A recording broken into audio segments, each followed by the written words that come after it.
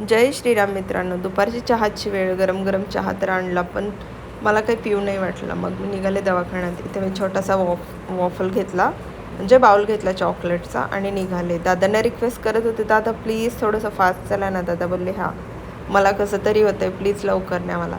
म्हटले हो. पण इथं आहे ना सिग्नल लागला होता. मग इथं आम्ही थांबलो थोडा वेळ.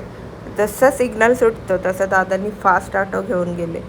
पण इथे बघितलं तर बाहेर खूप जास्त गर्दी होती, कारण ऑफिस वगैरे सुटले होते आणि घरी जायची सर्वांनाच ओढ असते. मग तेच इथं मी बघत होते.